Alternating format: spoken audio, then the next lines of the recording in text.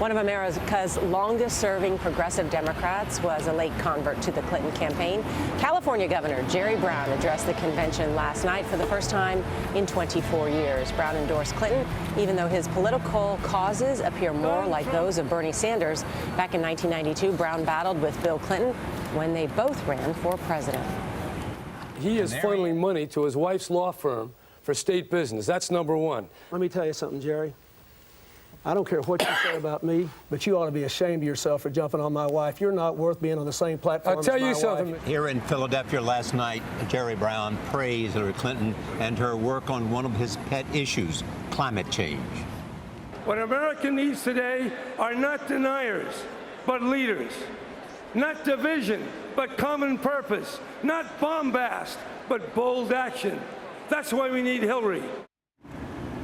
Governor Jerry Brown joins us now. Welcome. Thank you. Good to see you. Good to be here. Beautiful spot. This convention different than those you've attended? How are they different? I think this one, for a Democratic convention, is very well run. Yeah. Thinking back to the McGovern convention in 72, I don't think he started talking until 3 a.m. And the Republican convention was pretty disorganized. So it does show a competency, which I think will serve Hillary well in the campaign. How is the Democratic Party changing? How is it changing? Well, over what period of time? Well, take from 92. From 92, when Bill Clinton was a centrist president. Well, it's moved more to what I would say more concerned about inequality. Climate change has come to the fore. It's far more inclusive and diverse than it was in '92, as is the country. And is it unified? I think it's pretty unified. This is unified. Look, the Democrats, we're not a group of, we're not an amen chorus. But I think the division is energizing.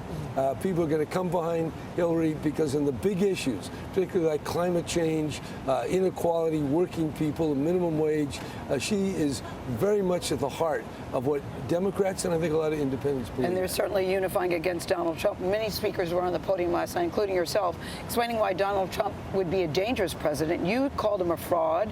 You said Trump lies, but the race is still tighter than ever. Why do you think that is? Well, somebody asked me that question. I've been trying to figure that out.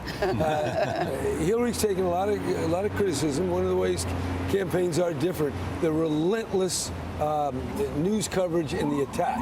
So where it is now, Hillary's got the endorsement of all the major Democrats. She, in her own personality and presence, will deliver now over the next couple of months. I think Trump as a one-man band does wear on you. So I think over time you're going to see experience, integrity, and the unity behind Hillary, and you're going to see those polls move in her direction. Governor Brown, you were sitting next to somebody pretty important last night, weren't you? Well, I was sitting next to Mr. Vilsack, but right next to him was Bill Clinton. So Bill and I have had some very good conversations. Yes. So what were some of his comments about the speeches last night, particularly when President Obama spoke? Well, he was very responsive. I think he's shocked at Trump's calling for espionage, and I think he really felt that really went over the line. He said that. How would you characterize that?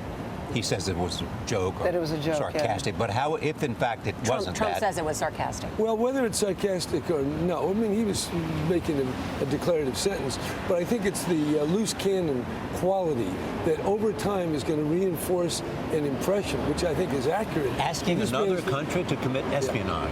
Yeah, well, first of all, literally, that's a crime. But politically, it's another indication of instability, and that is going to wear down Trump between now and November. Earlier this week, you said that she should be worried about losing this election. What do you think she needs to do tonight to show how urgent this is? I actually said she should be on alert. On alert. And what I was really thinking is what my father, another governor of California, always said: never be complacent, never take it for granted. Be on alert. You have to run as though you're behind, so you win at the end. What she should be, well, she should be ready for anything. She should be ready for an onslaught of vituperation and insult and negativity. Was that what happened with Pat Brown, your father, when he lost to Ronald Reagan? Well, he didn't take him seriously. Didn't think. Well, that in the beginning they did. Well, they took it seriously the last month, but by then it's too late. Yeah. But in June, does the Democratic Party risk that?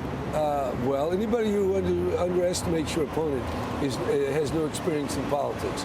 Politics, its essence is unpredictability, surprise, and that's more true today than it's ever been in the past. So, look, this is a competitive election. You never know what's going to show up in the world of events and terrorism and all the rest. So I'd say the Democrats have to be on guard, on alert, and on the attack. Governor Brown, it's good to have you at this table. Come back. I will. Thank you. Open invitation. There you go. CBS News will bring you Hillary Clinton's acceptance speech. We will be in the convention hall with special live coverage tonight at 10, 9 Central, and nonstop coverage continues all day on our streaming news network, CBSN.